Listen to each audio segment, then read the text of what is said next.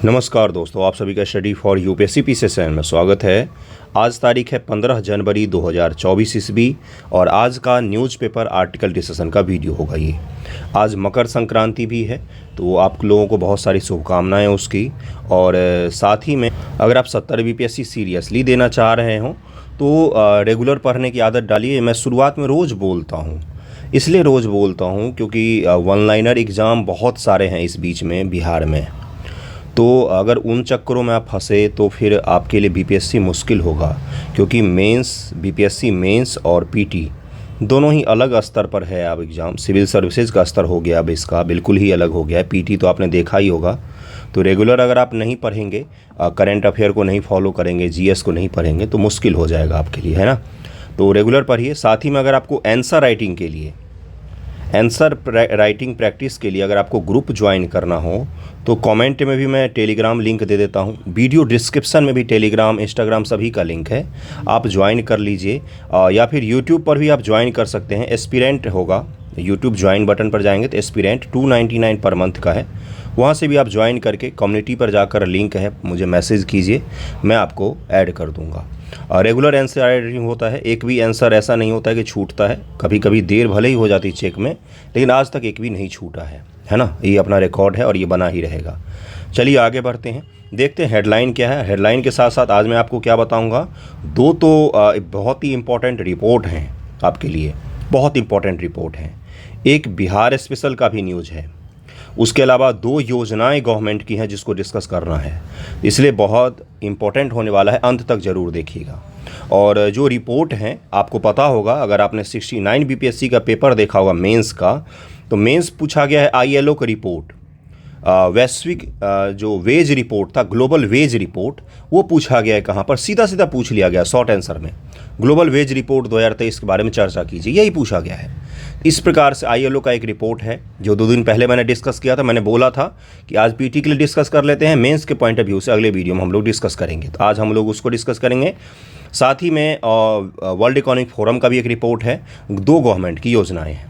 देखिए हेडलाइन क्या है, तो हेडलाइन वही है जो चला आ रहा है। मौजू जी की अपनी राजनीति है, इंडिया आउट का कैंपेन चल ही रहा है, तो उसमें उन्होंने भारत के 15 सैनिक मात्र रह रहे हैं, 13 से 14 सैनिक हैं करीब में। कहाँ पर, तो मालदीव में भी हैं। उनके लिए डेडलाइन सेट कर दिया है कि 15 तारीख तक, 15 मार्च तक आप किसी भी हालत में अपने सैनिकों को यहाँ से वापस कर लें।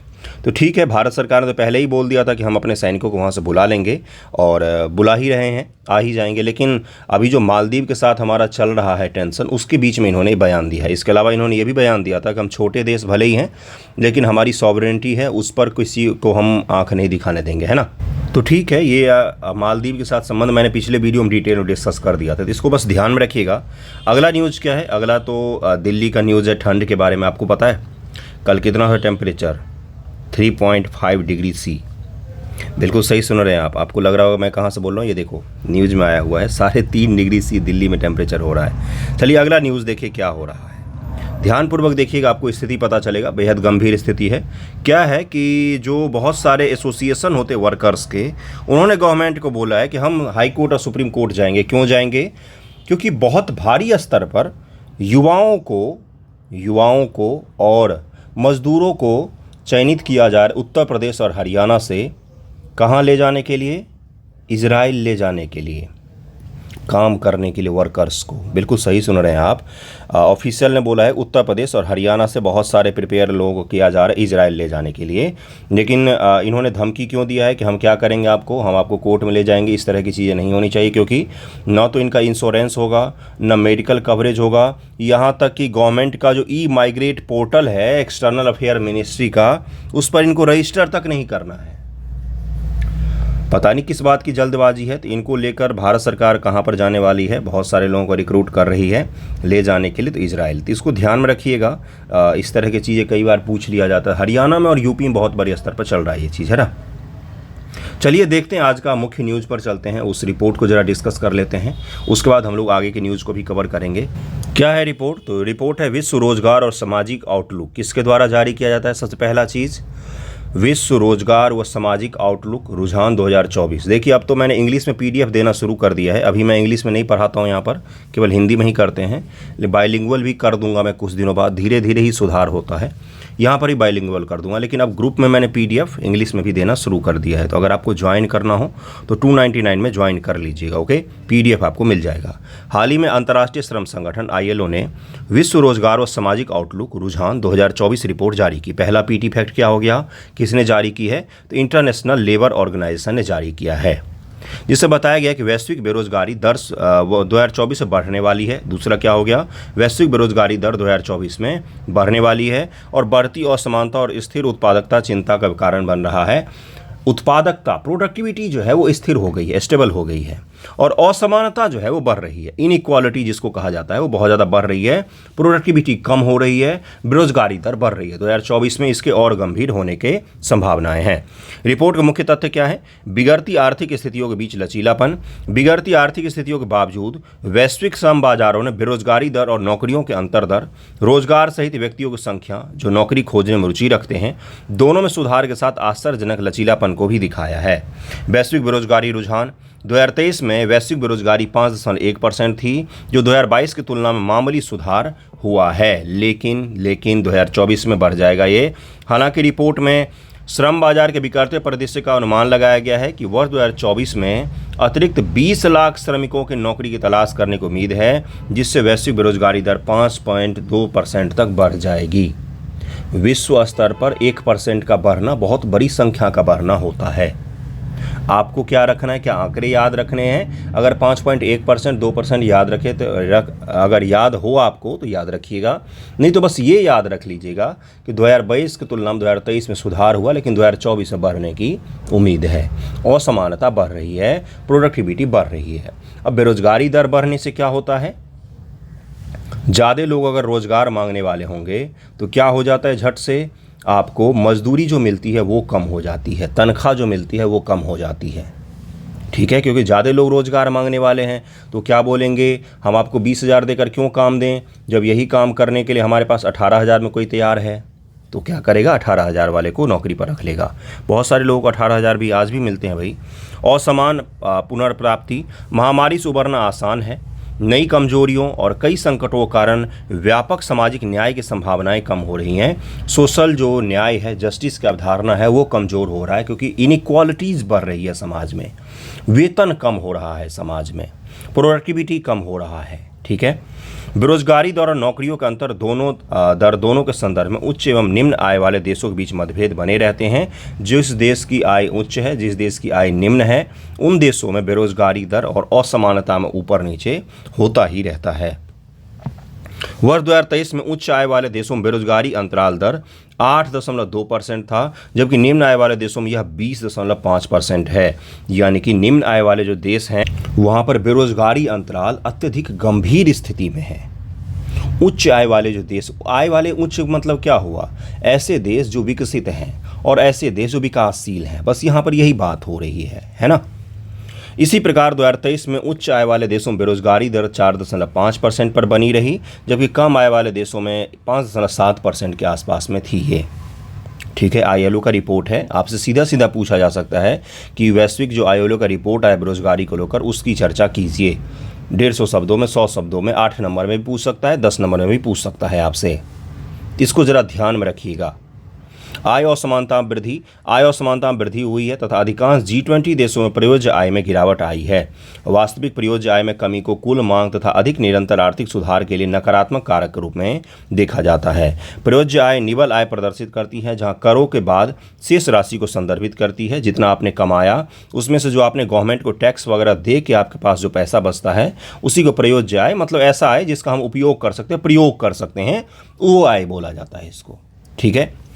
कामकाजी गरीबी की स्थिति क्या है, वर्ष 2020 के संबद्ध क्षेत्रों में 23 गिरावट के बावजूद अत्यधिक गरीबी में रहने वाले श्रमिकों की संख्या क्रय शक्ति क्षमता के संदर्भ में प्रति व्यक्ति प्रतिदिन $2.15 से कम आय वालों 2023 में लगभग 1 मिलियन बढ़ गई है। मतलब कि इसका कहने का मतलब ये है कि अत्यधिक गरीबी में रहने वाले मजदूरों की संख्या 10 लाख और बढ़ गई है। 1 मिलियन यानी कि 10 लाख और बढ़ गई है। पूरे विश्व स्तर पर बात हो रही, अत्यधिक गरीबी मतलब कि प्रतिदिन $2.15 से भी कम आय है उनका। $2.15 कितना हो गया, 80 रुपये का अगर डॉलर मान ले तो लगभग में 200 रुपये प्रतिदिन ये भी नहीं कमा पाते हैं वो। मंथली कितना हो गया, 6,000 रुपये हो गया। मंथली 6,000 से भी कम कमाने वाले विश्व स्तर पर मजदूरों की संख्या और भी ज़्यादा बढ़ गई है, 10 लाख। आप स्थिति का अंदाज़ा लगा रहे हैं 6,000 मंथली क्या होता है। आप जिस रूम में रह रहे हैं पटना में, दिल्ली में, उसका किराया नहीं निकाल पाएगा सही से आदमी। मध्यम निर्धनता पीपीपी के संदर्भ में प्रति व्यक्ति प्रतिदिन USD 3.65 से कम आय में रहने वाले श्रमिकों की संख्या 2023 में 8.4 मिलियन बढ़ गई है। 2.15 अमेरिकी डॉलर से कम वाले 1 मिलियन, और अगर हम लोग $3.65 कर देंगे तो लगभग में 84 लाख बढ़ गई है पूरे दुनिया के स्तर पर। कामकाजी गरीबी एक चुनौती के रूप में बनी रहने की संभावना है। मतलब कामकाज तो कर रहे हैं लेकिन आय इतना कम है कि उसको गरीब ही माना जाता है। वो एक चुनौती बना हुआ है पूरे दुनिया भर में, भारत में भी बना हुआ है। इसी को क्या कहा जाता है बंधुओं? इसी को कहा जाता है आय असमानता। आय असमानता का मतलब क्या है? आपको ये पता होना चाहिए कि आपके अपने देश में, भारत देश में, विवेक देबरॉय जी की समिति का रिपोर्ट है, विवेक देबरॉय जी की समिति का रिपोर्ट है कि भारत की केवल 10% आबादी 25,000 या उससे ज़्यादा पर मंथ कमाती है। बिल्कुल सही सुन रहे हैं आप। तो इसी को क्या कहा जाता है? आय असमानता कहा जाता है। ठीक है, आगे बढ़ें। और इसी रिपोर्ट से एक चीज़ और मैं बताता हूँ। अभी अटल सेतु का निर्माण पूरा हुआ है कहाँ पर? तो नवी मुंबई को मुंबई से जोड़ने के लिए। आपको पता है कि अटल सेतु पर चलने के लिए 1 महीने में आपको 12,000 रुपये का सरकार को टोल देना पड़ेगा। कितना? 12,000। ये हम अपने देश की बात कर रहे हैं जहाँ पर 25,000 कमाने वाले देश के 10% आयु वर्ग के लोग हैं। वहाँ पर 12,000 रुपये पर मंथ का टोल लगाया गया है उस अटल सेतु पर चलने के लिए। ठीक है, आगे बढ़ें। ट्रक वालों को तो लगभग 47,000 रुपये है पर मंथ में बात कर रहा हूँ। 12,000 रुपये पर मंथ आपको टोल देना पड़ेगा उससे, अगर आप रोज़ गुजरेंगे तो। ठीक है, चलिए आगे बढ़ते हैं। अगला देखिए क्या है। अनौपचारिक कार्यों के दरों में स्थिर रहने की उम्मीद है। 2024 में वैश्विक कार्यबल का लगभग 58% है। ये श्रम बाजार का असंतुलन। महामारी से पहले श्रम बाजार में भागीदारी की दर की वापसी विभिन्न समूहों के बीच में भिन्न भिन्न रही है। महिलाओं की भागीदारी में तेजी से वापसी हुई है, परंतु लैंगिक अंतर अभी भी बना हुआ है, विशेषकर उभरते और विकासशील देशों में। इन्होंने बोला है कि भारत में या पूरे दुनिया का स्तर पर महामारी के बाद कार्यबल जो है उसमें महिलाओं की भागीदारी तो बढ़ गई है, लेकिन अभी भी अंतर है। महिला पुरुष में अंतर तो है ही अभी भी। बेरोजगारी में, कार्य में उनके शामिल होने में दोनों में अंतर है। मतलब कि 100 लोग मजदूर अगर काम कर रहे हैं, इसमें से 30 महिलाएं हैं, 70 पुरुष हैं, तो इसी को क्या कहा जाता है? लैंगिक अंतर कहा जाता है। ठीक है, युवा बेरोजगारी दर NEET यानी कि रोजगार शिक्षा प्रशिक्षण में नहीं, श्रेणी में उच्च बनी हुई है, जिसमें दीर्घकालिक रोजगार संभावनाओं के लिए चुनौती खड़ी हो रही है। ये ILO का रिपोर्ट है। उत्पादकता में कमी हो रही है। अनिश्चित परिदृश्य और संरचनात्मक चिंताएं भी बनी हुई हैं। हाल ही में देखे गए असंतुलन केवल महामारी का परिणाम मात्र नहीं है, बल्कि संरचनात्मक चुनौती भी इसका कारण हो सकती है। कार्यबल संबंधी चुनौती व्यक्तिगत आजीविका, व्यवसाय दोनों के लिए खतरा पैदा करती है। गिरते जीवन स्तर, कमजोर उत्पादकता, निरंतर मुद्रास्फीति, अत्यधिक असमानता, सामाजिक न्याय, सतत पुनर्प्राप्ति के प्रयासों को छीन करती है, जिसके कारण से और भी ज़्यादा स्थिति जो है पूरे दुनिया भर में मजदूरों की वो भयावह हो रही है। सकारात्मक वास्तविक मजदूरी जो है, भारत और तुर्की में वास्तविक मजदूरी अन्य G20 देशों की तुलना में सकारात्मक है, लेकिन उपलब्ध डेटा 2021 और 2022 के संदर्भ का है। इसका तात्पर्य यह है कि वैश्विक चुनौतियों के बावजूद भारत में वेतन वृद्धि मुद्रास्फीति से आगे निकलने में कामयाब रही है। यानी कि मुद्रास्फीति मतलब होता है महंगाई, यानी कि भारत में जो वेतन वृद्धि हम कर रहे हैं ना पर ईयर, वो मुद्रास्फीति से ज़्यादा है। यानी कि महंगाई जितनी बढ़ रही है उससे तेज़ी से हम वेतन को बढ़ाने की कोशिश कर रहे हैं, जिससे क्या हो, लोगों के सामने कम से कम खाने पीने का संकट पैदा ना हो। तो इसको ध्यान में रखिएगा। अन्य G20 देशों में वास्तविक मजदूरी दर में गिरावट देखी गई है। गिरावट विशेष रूप से ब्राज़ील में और इटली में, इंडोनेशिया में देखी गई है, जहाँ पर वैश्विक मजदूरी दर में गिरावट देखी गई है। भारत में क्या हुआ है? भारत और तुर्की में वृद्धि हुई है। ये न्यूज़ आपको ध्यान में रहेगा, पूरा डिटेल में ध्यान में रखिएगा। कुछ आंकड़े, कुछ फैक्ट को ध्यान में रखिएगा, क्योंकि सीधा सा आपके एग्जाम में ये पूछा जा सकता है। ओके, अगले न्यूज़ पर चलते हैं। देखिए अगला न्यूज़ क्या है। अगला न्यूज़ है आपके इकोनॉमी से संबंधित। क्या है इसमें प्रोफेसर जयनाथ R वर्मा हैं। इन्होंने, ये कौन है? तो ये IIM, Indian institute of management, Ahmedabad है ना, सबसे प्रतिष्ठित संस्थान देश का मैनेजमेंट में, उसके प्रोफेसर हैं। प्रोफेसर साहब ने क्या बोला है?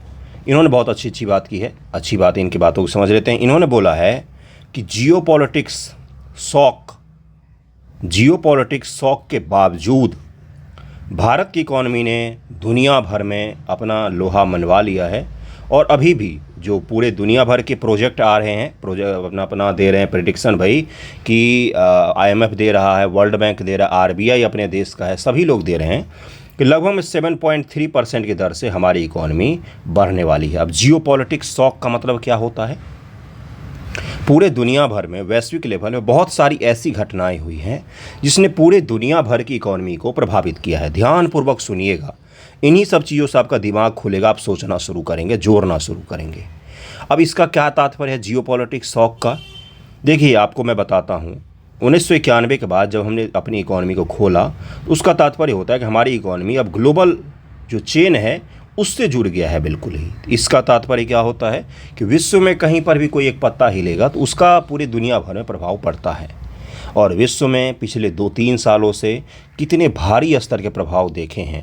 पहला हमने प्रभाव देखा शॉक, वो है कोविड का। कब से? 2020 से 2021 के अंत तक। ठीक है, 2021 के अंत तक जैसे ही कोरोना का अंत हुआ, आपको पता है 2021 में सेकेंड वेव आया था। दिसंबर 2021 तक हम लोग कोरोना से उबरने लग गए जब देश भर में टीकाकरण वगैरह हो गया। ध्यानपूर्वक सुनिएगा मेरी बातों को। वैसे ही 2022 के फरवरी में क्या हुआ? रूस ने यूक्रेन पर अटैक कर दिया और पूरे दुनिया भर में फिर से संकट मंडराने लग गया। किस चीज़ का? पहला खाद्य संकट और दूसरा किस चीज़ का संकट? तो दूसरा एनर्जी का संकट, क्योंकि रूस बहुत बड़ा एनर्जी सप्लायर है, गेहूं का भी सप्लायर है, फर्टिलाइजर का सप्लायर है, तेल से लेकर खाद्य तेल से लेकर। यूक्रेन भी सूरजमुखी के तेल का बहुत बड़ा सप्लायर है, हमारा प्रमुख सप्लायर में से एक था। लेकिन फिर भी हमने दूसरी जगहों से इसकी तलाश की और अपने इकॉनमी को बचा लिया। उसके बाद से हमें अगला शॉक कब मिला? अगला शॉक हमें मिला जब वैश्विक रूप से मंदी की स्थिति देखी गई 2022 में और 2023 में यूरोप और अमेरिका में हल्की सी। उसके बाद से चाइना की इकॉनमी स्लो डाउन होना शुरू हो गया। उसके बाद से क्या हुआ? उसके बाद से फिर हुआ कि इजराइल और हमास का बीच में कॉन्फ्लिक्ट शुरू हो गया। इजराइल हमास का कॉन्फ्लिक्ट रुक ही नहीं रहा है। इजराइल हमास का कॉन्फ्लिक्ट अब फैल रहा है। अब ये लाल सागर तक आ गया है, जहाँ से भारत के लिए बहुत भारी स्तर पर शिपमेंट आते हैं। अमेरिका और ब्रिटेन की फ़ौजों ने एक अभियान चलाकर हूती विद्रोहियों पर अटैक करना शुरू कर दिया और हूती विद्रोहियों ने बोला कि हम लाल सागर को पूरा घेर देंगे और इसके कारण से भी पूरी दुनिया भर की इकॉनमी पर संकट मंडरा रहा है, हमारे ऊपर भी। फिर भी IMF और वर्ल्ड बैंक ने हमारे इकॉनमी का प्रोजेक्शन क्या रखा? तो 7.3% के आसपास में उन्होंने रखा है। अभी आपको मैं बताऊं, ये जो युद्ध है हूती और ब्रिटेन, अमेरिका और हमास, इजराइल, ये मैं आज ही आपको बता रहा हूँ 2024 में ये बहुत ही ज़्यादा भयावह स्वरूप लेने वाला है। इतना भयावह जिसका अंदाज़ा नहीं है। दुनिया 2 खामों में बट जाएगी। एक खेमा होगा मुस्लिम का और दूसरा होगा ईसाई का। बिल्कुल सही सुन रहे हैं आप। बिल्कुल ब्रूटल तरीके से सच्चाई सबके सामने रख देनी चाहिए। यही वो खेमा होगा जिसमें बहुत ही ज़्यादा इस युद्ध का फैलाव का आशंका जताया जा रहा है कि पूरे के पूरे अरब रीजन में ये फैल जाएगा, क्योंकि हूतियों के समर्थन में पूरे इस्लामिक वर्ल्ड में सभी जगहों पर प्रदर्शन हो रहे हैं हूतियों के समर्थन में। ठीक है, और ये युद्ध फैलेगा ही। तो ये प्रोफेसर साहब ने बोला है कि हमारी इकॉनमी की जो बेसिक्स इतने अच्छे हैं, बेसिक्स का मतलब पॉलिसी मेकिंग और डिमांड सप्लाई, हमने अपने देश पर प्रभाव नहीं पड़ने दिया अभी तक। देखो, पूरे दुनिया भर में इजराइल और हमास युद्ध को लेकर प्रदर्शन हुए, लेकिन भारत में नहीं हुए। भारत में भी 20 करोड़ मुस्लिम रहते हैं, लेकिन उनको पता है कि ये युद्ध उनका नहीं है। ये युद्ध जहाँ पर हो रहा है। ऑनलाइन सोशल मीडिया पर कुछ थोड़े बहुत प्रदर्शन हुए भी, लेकिन कोई सड़क पर कहीं भी नहीं दिखा है ये सब चीज़ें, क्योंकि इसका हमें प्रभाव नहीं पड़ता है, हमें ज़्यादा चीज़ों का, है ना। उसके अलावा इन्होंने बोला कि हमारी इकॉनमी में सप्लाई डिमांड बहुत अच्छे से बना हुआ है, हम अशांति में नहीं घिरे हैं, हमारे चारों तरफ भले ही अशांति मचा हुआ है। चाइना की इकॉनमी के स्लो डाउन की भी इन्होंने चर्चा की है, जिसके कारण से क्या हो गया है, तो एनर्जी का डिमांड जो है वो कम हो गया है। ठीक है, तो ये कुछ चीज़ें इन्होंने बात की है। तो आपसे अगर पूछा जाता है, सवाल क्या पूछा जाएगा? सवाल आपसे यही पूछा जाएगा कि बहुत सारे जियोपॉलिटिकल शॉक के बावजूद भारतीय इकॉनमी अच्छे ग्रोथ को दर्शा रही है। चर्चा कीजिए, छोटा सा सवाल। तो आपको उससे पहले जियोपॉलिटिक्स शॉक कौन कौन से हैं वो लिखना पड़ेगा। उसके बाद आपको इकोनॉमिक स्लो डाउन नहीं हो रहा है, उसके कुछ कारण वगैरह आप लिख देंगे, है ना। लेकिन दुनिया इतनी भी साधारण सिंपल नहीं है, जीवन इतना भी साधारण नहीं है। कुछ समस्याओं का जिक्र तो आपको करना ही पड़ेगा।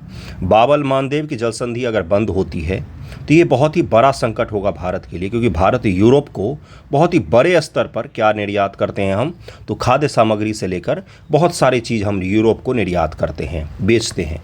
और हम लाल सागर से होते हुए हम बहुत सारी चीज़ों को आयात भी करते हैं, चाहे वो अफ्रीका से करना हो, चाहे वो यूरोप से करना हो, चाहे वो अरेबियन कंट्री से करना हो। तो अगर बाबल मांडेव बंद होता है, बाबल मांडेव पता ही होगा जल संधि है आपका कहाँ पर, तो यमन के पास में है, हॉर्न ऑफ अफ्रीका के पास में, जहाँ पर हूती विद्रोही आजकल अटैक कर रहे हैं शिप पर।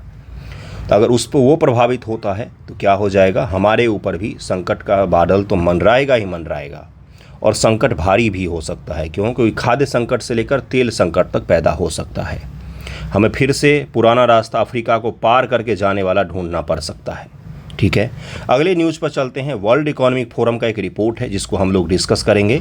ये आप ध्यान में रखिएगा, चीज़ों को कनेक्ट करना शुरू कीजिए, पढ़िए कम, सोचिए ज़्यादा थोड़ा सा, तो आपको पॉइंट्स मिलने लग जाएंगे। ओके, चलिए आगे बढ़ते हैं। वर्ल्ड इकोनॉमिक फोरम का रिपोर्ट बहुत ही शानदार है, बेहद और इसका देखिए जनवरी चल रहा है ना अभी, जनवरी में दावोस, कौन सी जगह बंद हुआ, तो दावोस कहाँ पर है ये, तो स्विट्जरलैंड में है। कहाँ पर है, तो स्विट्जरलैंड में है।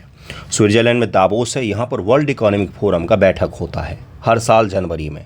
हमारे प्रधानमंत्री महोदय ने भी एक बार इसको संबोधित किया था, अपने जो वर्तमान प्रधानमंत्री मोदी जी हैं, और जब समय समय पर बाकी देशों के प्रधानमंत्री महोदय दावोस में वर्ल्ड इकोनॉमिक फोरम का जो बैठक होता है, बड़ा ही प्रेस्टीजियस बैठक है, बहुत ही सम्मानित है, दुनिया भर के लोग इकट्ठे होते हैं, तो वहाँ पर वो लोग संबोधित करते रहते हैं। तब इसका एक रिपोर्ट आया है, जनवरी भर में, पूरे जनवरी में वर्ल्ड इकोनॉमिक फोरम चर्चा में रहने वाला है। क्या है ये, तो एक छोटी सी संस्था है, ध्यानपूर्वक रखिएगा, छोटी सी संस्था लेकिन बहुत पावरफुल संस्था है। पूरे दुनिया भर की इकोनॉमी किस तरफ जा रही है उसका रुझान ये पहले ही पेश कर देती है, और बहुत सारे चीज़ों पर रिपोर्ट आता है इसका। उन सब चीज़ों को ज़रा देख लेते हैं।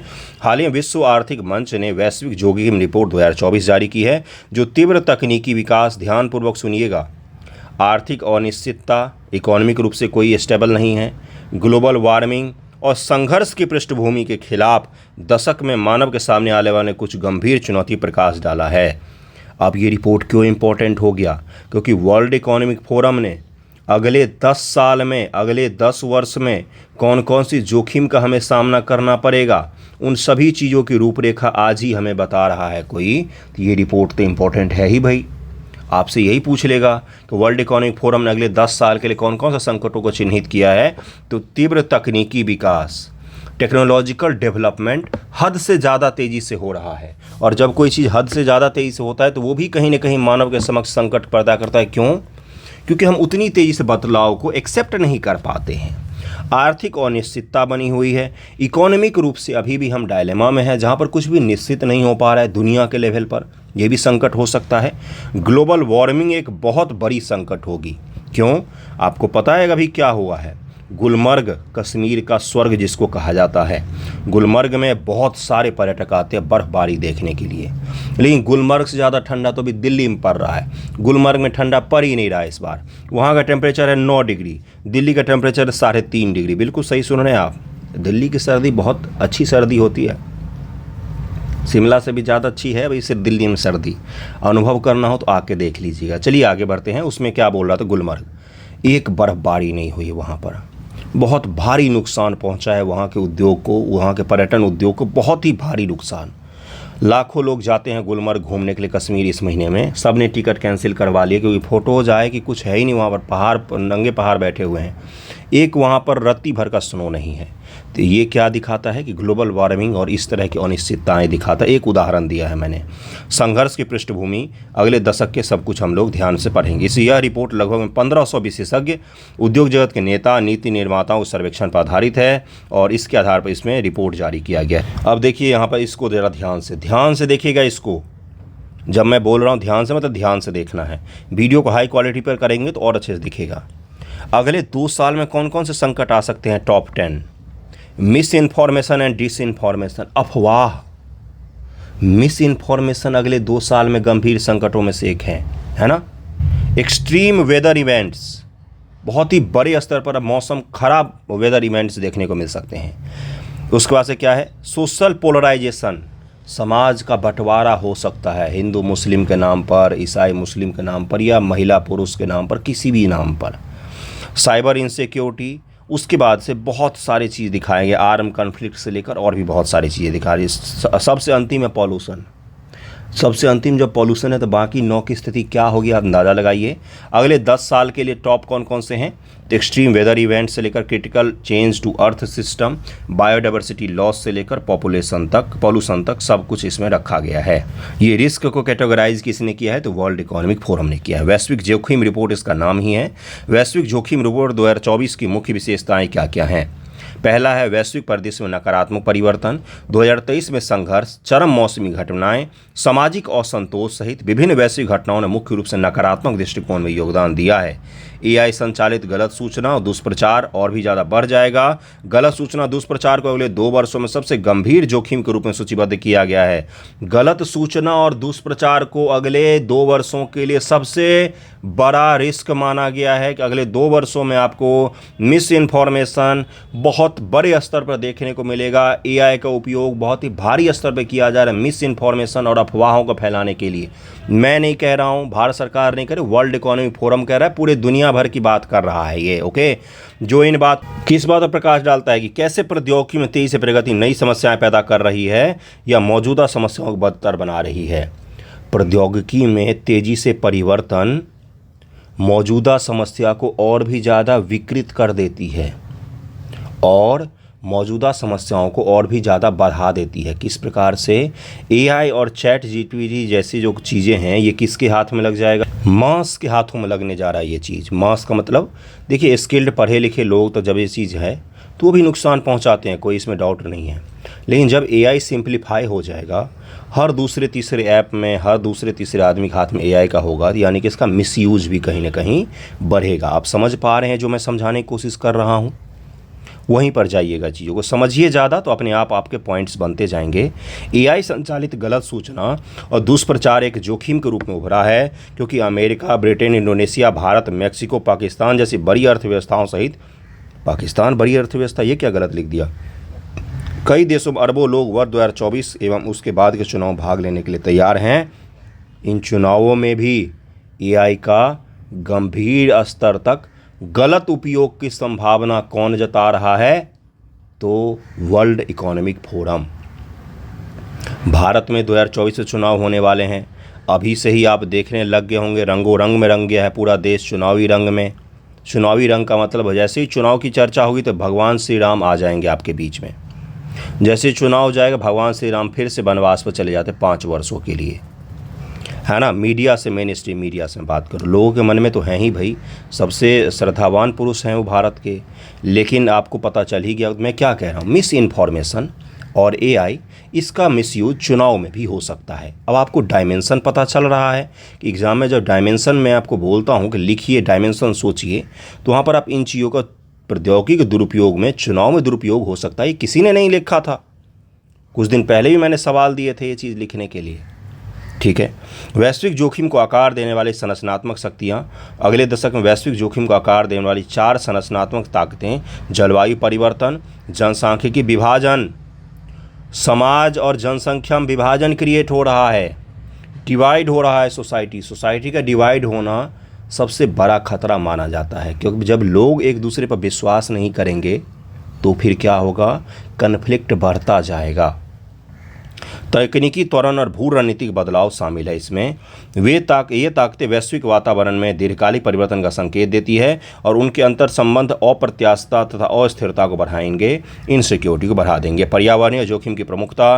पर्यावरणीय जोखिम विशेष रूप से चरम मौसम सभी समय सीमाओं में जोखिम परिदृश्य पर हावी रहते हैं। संभावित अपरिवर्तित परिणामों के साथ जलवायु परिवर्तन, जैव विविधता हानि, पृथ्वी प्रणाली महत्वपूर्ण परिवर्तन पर भी चिंताएं प्रकट की गई हैं कि अर्थ के सिस्टम में बायोडाइवर्सिटी से लेकर हर चीज़ पर बदलाव आ सकता है। आर्थिक तनाव और असमानता भी बढ़ने वाला है। असमानता जैसे ही बढ़ती, इनइक्वालिटी, वैसे ही आर्थिक तनाव बढ़ जाता है, समाज में क्राइम बढ़ जाता है। सुरक्षा जोखिम और तकनीकी प्रगति बहुत ज़्यादा होने वाला है। अगले 2 वर्षों में अंतर्राज्यीय सशस्त्र संघर्ष शीर्ष जोखिम रैंकिंग में नए प्रवेशकर्ता को पहचाना गया है। तकनीकी प्रगति विशेष रूप से कृत्रिम बुद्धिमत्ता सुरक्षा जोखिम पैदा करती है, क्योंकि गैर राज्य अभिनेताओं, नॉन स्टेट फैक्टर, अब जैसे स्टेट का मतलब हो गया सरकारें, नॉन स्टेट फैक्टर का मतलब कोई आतंकवादी समूह ले लीजिए, वो सब भी अगर इन चीज़ों को उपयोग करने लग जाएंगे तो उसके कारण से क्या होने वाला है, संघर्ष की स्थिति भयावह होने वाली है। भू राजनीतिक बदलाव तथा शासन चुनौती। वैश्विक शक्तियों के बीच विद्यमान व्यापक अंतराल, विशेष रूप से ग्लोबल नॉर्थ और ग्लोबल साउथ के बीच अंतर्राष्ट्रीय शासन चुनौती के कारण बन सकता है। ग्लोबल साउथ में देशों का बढ़ता प्रभाव भू राजनीतिक तनाव, सुरक्षा गतिशीलता को नया आकार दे सकता है, वैश्विक जोखिम को प्रभावित कर सकता है। ग्लोबल साउथ और ग्लोबल नॉर्थ जो है, इनकी चिंताएं भी व्यक्त की गई हैं। संबंधित अनुशंसाएं क्या हैं? निवेश और विनिमय का लाभ उठाने वाली स्थानीयकृत रणनीतियां अपरिहार्य जोखिम के प्रभाव को कम कर सकती हैं। सार्वजनिक या निजी क्षेत्र इन लाभों को सभी तक पहुंचाने में महत्वपूर्ण भूमिका निभा सकते हैं। आपको क्या करना चाहिए? मुख्य रूप से समान वितरण सुनिश्चित करना चाहिए। समाज में डिवीजन जो अगर कोई कर रहा है, समाज को बांट रहा है किसी भी नाम पर, हिंदू मुस्लिम के नाम पर, महिला पुरुष के नाम पर, धर्म के नाम पर, जाति के नाम पर, तो उसको रोकना चाहिए। ये सबसे बड़ा उपाय कर सकते हैं। भविष्य को प्राथमिकता देने तथा अनुसंधान और विकास पर ध्यान केंद्रित करने के प्रयासों के माध्यम से विकसित एकल सफल प्रयास विश्व को सुरक्षित स्थान बनाने में मदद कर सकता है। नागरिकों, कंपनियों तथा देशों के व्यक्तिगत प्रयास से बहुत ज़्यादा प्रभाव पड़ सकता है। नागरिक, देश और व्यक्तियों के प्रयास से भले ही बहुत अधिक प्रभावशीला प्रतीत ना हो, किंतु वैश्विक जोखिम में कमी लाने वाले पर्याप्त प्रभाव तो डाल ही सकते हैं। यानी कि आपको काम तो करना ही पड़ेगा। देश को भी, यानी कि सरकार को भी, लोगों को भी, समाज को भी काम करना पड़ेगा इन चीज़ों को कम करने के क्षेत्र में। वैश्विक जोखिम क्या है? तो वो यही है वैश्विक जोखिम जिसकी मैं बात कर रहा था अभी, कि ये सब जोखिम आने वाला अगले 2 साल में, फिर उसके बाद अगले 10 साल में। ओके, इसको ध्यान में रखिएगा। अब वर्ल्ड इकोनॉमिक फोरम के बारे में जरा जान लीजिए। 1971 में इसको जिनेवा, स्विट्जरलैंड में एक गैर लाभकारी संस्था के रूप में स्थापित किया गया था और ये बहुत सारे रिपोर्ट जारी करती है, जिसमें शामिल है ऊर्जा संक्रमण रिपोर्ट, वैश्विक प्रतिस्पर्धात्मकता report, global competitiveness report, energy transition index, वैश्विक सूचकांक प्रौद्योगिकी रिपोर्ट, ग्लोबल आईटी रिपोर्ट, सूचना प्रौद्योगिकी रिपोर्ट था। वर्ल्ड ईएफ द्वारा INSEAD और कार्नेल यूनिवर्सिटी के साथ मिलकर इन रिपोर्टों को प्रकाशित किया जाता है। ग्लोबल जेंडर गैप रिपोर्ट, वैश्विक यात्रा और पर्यटन पर हुई रिपोर्ट किसके द्वारा जारी किया था? वर्ल्ड इकोनॉमिक फोरम के द्वारा। ओके, अगले न्यूज़ पर चलते हैं। देखिए, अगला न्यूज़ जो है वो अपने देश से संबंधित क्या है? तो प्रधानमंत्री ग्रामीण आवास योजना, प्रधानमंत्री ग्रामीण आवास योजना, इसके तहत भारत सरकार चुनाव को ध्यान में रखते हुए 85% का इंक्रीमेंट करने वाली सहयोग राशि में, क्या है ये? BPL परिवारों को आवास प्रदान किया जाता है पूरे देश भर में। हमने 2000 जब मोदी जी की सरकार बनी थी उसी समय उन्होंने प्लान रखा था कि 2022 तक हम क्या करेंगे, देश के BPL परिवारों को 100% घर मुहैया करवा देंगे। ऐसा लक्ष्य रखा गया था मोदी जी गवर्नमेंट द्वारा। बहुत सफलता से इस तरह के लक्ष्यों को कुछ हद तक पूरा भी किया भी गया है, लेकिन अभी भी बहुत सारा काम करना बाकी है। कभी भी ज़्यादा नकारात्मक नहीं होना चाहिए, चीज़ों को बैलेंस करके पढ़ना चाहिए। अब देखिए, जिस भी कारण से, लेकिन लोगों का तो भला होने ही वाला है, भले चुनाव के कारण से ही सही। लेकिन अभी देखिए वर्तमान में कितना मिलता है, तो 1.2 लाख जो है, 1.2 लाख प्लेन में, यानी कि मैदानी क्षेत्रों में लोगों को घर बनाने के लिए मिलता है, और 1.3 लाख रुपए पहाड़ी एरिया में लोगों को घर बनाने के लिए मिलता है। ओके, ये चीज़ ध्यान में रहेगा। पहाड़ी एरिया और यूटीज़ वगैरह नॉर्थ ईस्ट में 1.3 लाख रुपए मिलता है। इसको बढ़ाकर भारत सरकार 2.39 लाख यूनिट जो है पर हाउस के हिसाब से सपोर्ट करने वाली है, यानी कि लगभग 85% का इंक्रीमेंट किया है किसमें? तो पैसे को लेकर जो सपोर्ट कर रही है उसके लिए भारत सरकार करने जा रही है। तो प्रधानमंत्री आवास योजना क्या है? ग्रामीण आवास योजना, इसको ज़रा सही से समझ लेते हैं, और मेरे हिसाब से बहुत ही अच्छी योजना है, बेहद सफल योजनाओं में से एक है। इससे पहले आपने सुना होगा इंदिरा आवास योजना वगैरह चलते था, जो इंदिरा गांधी जी के नाम पर था, मनमोहन सिंह गवर्नमेंट के द्वारा शुरू किया गया था। उसके बाद प्रधानमंत्री आवास योजना का नाम से अभी चल रहा है, जिसमें केंद्र सरकार आवास बनाती BPL परिवारों को। कौन से? तो बिलो पॉवर्टी लाइन, जो BPL लाइन है अपने देश में, BPL परिवारों के लिए बनाया जाता है। तो उसमें भी इंक्रीमेंट हो गया है, लोगों को अब ज़्यादा पैसा मिलेगा घर बनाने के लिए, तो ये ध्यान में रखिएगा। चलिए देखते हैं प्रधानमंत्री आवास योजना क्या है और इसका मतलब कि कब किया जाएगा अनाउंस। ये 2.39 लाख वाला, तो ये बजट जो अभी फरवरी में आएगा उसमें इसको अनाउंस किया जाता है। लॉन्च देखिए क्या है, इसे ग्रामीण विकास मंत्रालय द्वारा वर्ष 2022 तक सभी के लिए आवास के उद्देश्य को प्राप्त करने के लिए शुरू किया गया था। ज्ञात हो कि पूर्ववर्ती इंदिरा आवास योजना को 1 अप्रैल 2016 से प्रधानमंत्री आवास योजना ग्रामीण को पुनर्गठित किया गया। वही मैंने आपको बताया ना कि पहले इंदिरा आवास योजना चलता था ना, तो उस योजना को भारत सरकार ने बंद नहीं किया, उसका नाम बदल के उसमें कुछ धनराशि बढ़ाकर बीपीएल परिवारों को घर आवंटित करना सही से शुरू कर दिया। किसके द्वारा? तो प्रधानमंत्री आवास योजना के तहत ग्रामीण। ओके, शहरी भी है इसमें, अर्बन भी है। मार्च 2022 तक के अंत तक सभी ग्रामीण परिवार बेघर या कच्चे या जीर्ण घरों में रहने वाले, देखिए जो बेघर हैं, सभी ग्रामीण परिवार जो बेघर, कच्चे या जीर्ण घरों में रहते हैं को बुनियादी सुविधाओं से पक्का घर देना है। बीपीएल जीवन व्यतीत करे ग्रामीण परिवारों को आवासीय इकाइयों के निर्माण, मौजूदा अनुपयोगी कच्चे मकान के उन्नयन, पूर्ण योग अनुदान के रूप में सहायता प्रदान करना इसका मुख्य लक्ष्य रखा गया है। कि हम क्या करेंगे, बीपीएल परिवार जो हैं उनको हम मदद करेंगे। दरअसल इसके तहत लाभार्थी कौन हो सकते हैं? तो SC ST हो सकते हैं, संबंधित लोग, मुक्त बंधुआ मजदूर, गैर SC ST वर्ग, विधवा महिलाएं, रक्षा कर्मियों का परिजन, कोई रक्षा कर्मी है और उसका डेथ हो गया, शहीद हो गया, तो उसके परिजन भी हो सकते हैं, पूर्व सैनिक, अर्धसैनिक बलों के सेवानिवृत्त सदस्य, विकलांग व्यक्ति या अल्पसंख्यक, विकलांग नहीं दिव्यांग होगा, या अल्पसंख्यक भी हो सकते हैं। इन सभी को क्या प्रोवाइड करवाया जाए? प्रधानमंत्री आवास योजना के तहत घर प्रोवाइड करवाने का लक्ष्य रखा गया था। कब? तो 2016 में प्रधानमंत्री आवास योजना शुरू किया गया, 2022 तक के लिए रखा गया था, 2024 आ गया है और बहुत सारे लोगों को दिया भी गया घर और अभी भी दिया जा रहा है। एक बार में ही कैसे हो सकता है? चलिए आगे बढ़ते हैं। लाभार्थियों के चरण, 3 चरण के सत्यापन के माध्यम से सामाजिक आर्थिक जाति जनगणना 2011, ग्राम सभा व भू टैगिंग के माध्यम से लाभार्थियों का चयन किया जाता है। लागत साझाकरण, यूनिट सहायता की लागत मैदानी क्षेत्रों में 60-40, उत्तर पूर्वी पहाड़ी राज्यों के 90-10 के अनुपात में केंद्र राज्य सरकार के बीच में साझा की जाती है। यानी कि बिहार में किसी को घर बनाने के लिए 60 रुपया केंद्र सरकार देगी तो 40 रुपया राज्य सरकार देगी उस योजना के तहत। अगर 1 लाख रुपया मिल रहा है तो 60,000 रुपया केंद्र सरकार देगी और 40,000 रुपया राज्य सरकार देगी। वहीं उत्तराखंड या नॉर्थ ईस्ट रीजन या हिली एरिया जो भी यूटीज हैं या आपके विशेष राज्य हैं, उनमें क्या होगा? केंद्र सरकार 90 रुपया देगी, राज्य सरकार 10 रुपया देगी, तब जाके 100 रुपया किसको मिल जाएगा? तो लाभार्थी को मिल जाएगा। विशेषताएं क्या हैं? स्वच्छ खाना पकाने के लिए जगह के साथ घर का न्यूनतम आकार 25 वर्ग मीटर 20 वर्ग मीटर तक बढ़ा दिया गया है। मैदानी राज्यों में यूनिट सहायता को 70,000 रुपये से बढ़ाकर 1.25 लाख रुपए, अब तो 2.36 लाख रुपए कर दिया गया है। ठीक है, इसको ध्यान मत रखिएगा, ये पुराना आंकड़ा है। अभी नया वाला आंकड़ा जो मैंने कुछ देर पहले न्यूज़पेपर में पढ़ाया आपको, उसको ध्यान में रखिएगा, बजट में आ जाएगा और अच्छे से। स्वच्छ भारत मिशन ग्रामीण, मनरेगा, वित्त पोषण के किसी अन्य समर्पित क्षेत्र के साथ अभिसरण के माध्यम से शौचालय के निर्माण के लिए सहायता का लाभ उठाया जाएगा।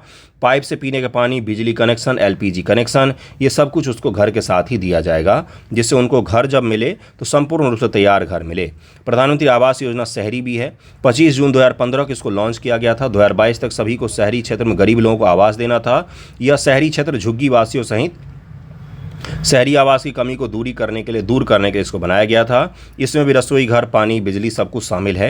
यह योजना महिला सदस्य के नाम पर संयुक्त रूप नाम से घरों का स्वामित्व प्रदान कर महिला सशक्तिकरण को भी बढ़ावा देती है।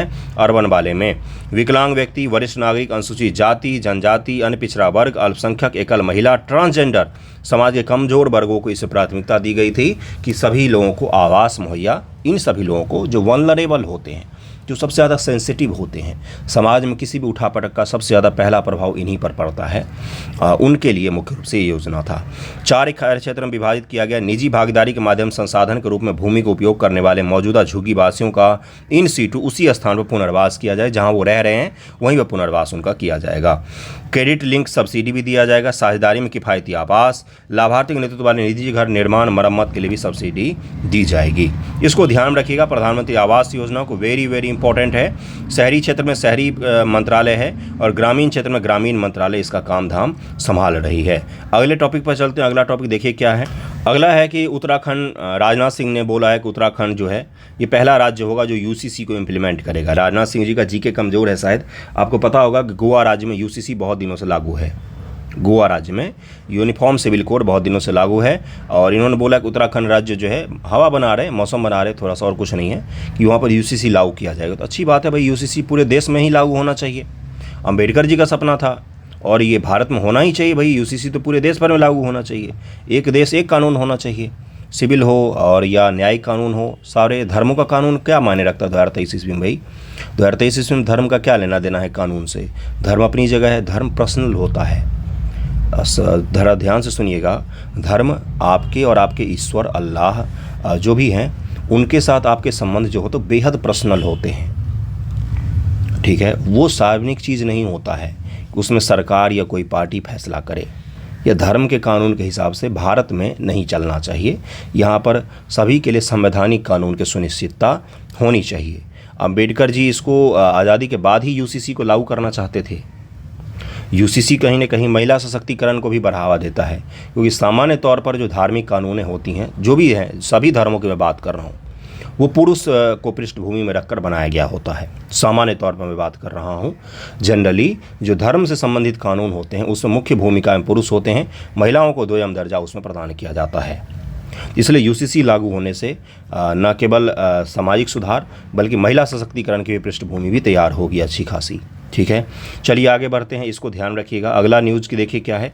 अगला न्यूज़ है, गवर्नमेंट ने रिलीज़ किया है 540 करोड़ हाउस के लिए, 1 लाख वनरेबल जो ट्राइबल्स हैं उनके घर बनाने के लिए करीब में 540 करोड़ रुपए का पैकेज जारी कर दिया है। तो इसमें देखिए प्रधानमंत्री जनमन योजना की बात की, जो मैं आपको पढ़ा चुका हूँ। एक प्रधानमंत्री आदिवासी के लिए अभी से एक योजना नया चर्चा में आया है, उसके बारे में आपको बताऊंगा डिटेल में। बाकी पीवीटीजी मैं आपको बता चुका हूं, पर्टिकुलरली वल्नरेबल ट्राइबल्स ग्रुप होते हैं। देश में कितने पीवीटीजी हैं ये आप मुझे बताएंगे। और क्या सभी राज्यों में पीवीटी पाए जाते हैं? नहीं, सभी राज्यों में पीवीटीजी नहीं हो। पीवीटीजी कौन होते हैं? तो ट्राइबल में भी पिछड़े हुए ट्राइबल होते हैं पीवीटीजी। ठीक है, तो देखिए कौन सी योजना मैं बता रहा हूँ आप। देखिए इसका नाम क्या है, प्रधानमंत्री अनुसूचित जाति अभ्युदय योजना। ये एससी के लिए योजना है और इसको ज़रा ध्यान रखिएगा, आजकल बहुत ज़्यादा चर्चा में था न्यूज़पेपर में ही। एसटी के लिए मैं योजना बता चुका हूँ आपको, प्रधानमंत्री जनमन योजना, पीवीटीजी के लिए योजना, वो सब कुछ मैं करवा चुका हूँ आपको डिटेल में। अगर आपने नहीं किया है तो फिर भी पहले के वीडियो के थंबनेल पर भी लिखा रहता है प्रधानमंत्री जनमन योजना, थंबनेल बड़ा ही स्पष्ट रहता है अपना, कोई फ्रॉड नहीं। जो पढ़ाना है वो लिख दो, बच्चों को पढ़ना होगा तो पढ़ लेंगे। हाल ही में सामाजिक न्याय और अधिकारिता मंत्रालय प्रधानमंत्री अनुसूचित जाति अभ्युदय योजना पर प्रकाश डाला, जो प्रधानमंत्री आदर्श ग्राम योजना। अब देखिएगा कौन कौन सी योजना इसमें शामिल हैं। अनुसूचित जाति उपयोजना के लिए विशेष केंद्रीय सहायता और बाबू जगजीवन राम छात्रावास योजना सहित 3 केंद्र पालित योजनाओं को मिलाकर एक व्यापक योजना है। एक अम्ब्रेला स्कीम जिसमें जगजीवन राम छात्रावास योजना, उसके बाद से प्रधानमंत्री आदर्श ग्राम योजना और अनुसूचित जाति उपयोजना के लिए विशेष केंद्रीय सहायता, इन सबको मिलाकर एक योजना प्रधानमंत्री अनुसूचित जाति अभ्युदय योजना, इसको चलाया गया है। PMAJAY योजना चलाया गया है।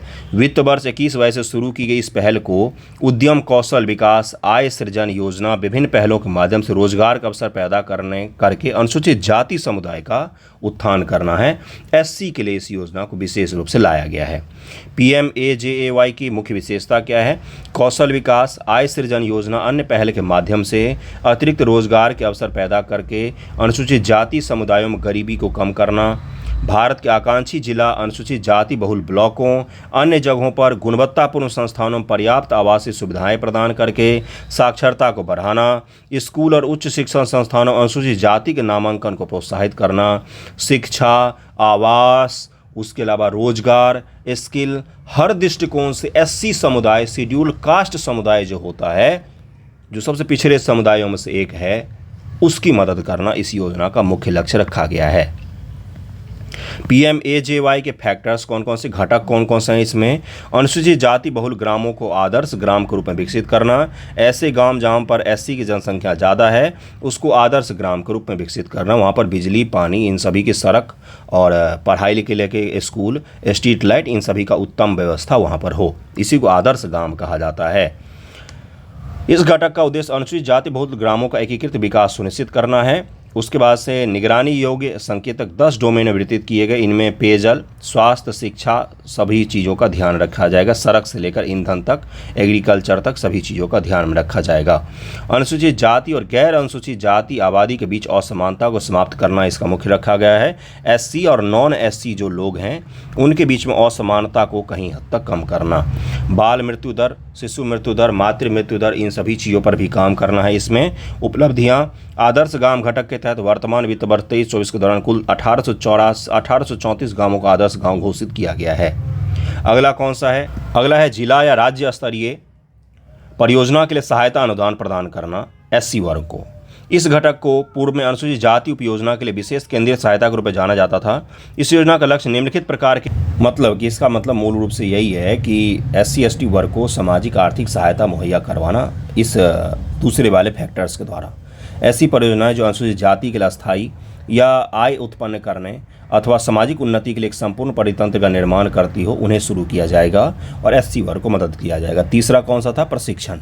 SC वर्ग को विभिन्न क्षेत्रों में प्रशिक्षण देकर उनको ट्रेन करके उनको रोजगार के लायक बनाना, ये भी इसका लक्ष्य रखा गया है। ओके, तो ये योजना था जिसको ध्यान में रखिए, क्योंकि सीधा सीधा आपसे पूछ लेगा प्रधानमंत्री अनुसूचित जाति अभ्युदय योजना क्या है, इसके कौन कौन से फैक्टर हैं। तो एक था कौशल प्रशिक्षण और बाबू जगजीवन राम करके छात्रावास योजना था, एक था भाई उनको सहायता अनुदान देना और एक था उनके लिए आदर्श ग्राम वगैरह का निर्माण करना। तो ये 3-4 फैक्टर हैं इसके, जिसको ध्यान रखना है आपको, इंपॉर्टेंट है ये सारे के सारे। और आज का न्यूज़पेपर डिस्कशन यहीं पर समाप्त होता है। कैसा लगा है वीडियो ज़रूर बताइएगा। मैं अपनी तरफ से 100% देने की कोशिश करता हूं आपको। अगर आपको पेड ग्रुप से जुड़ना हो, सामान्य तौर पर मैं चर्चा नहीं करता हूं न्यूज़पेपर डिस्कशन में, कभी कभार करता हूं, तो वीडियो डिस्क्रिप्शन में वीडियो के नीचे जो बक्सा रहता है उसमें लिंक है।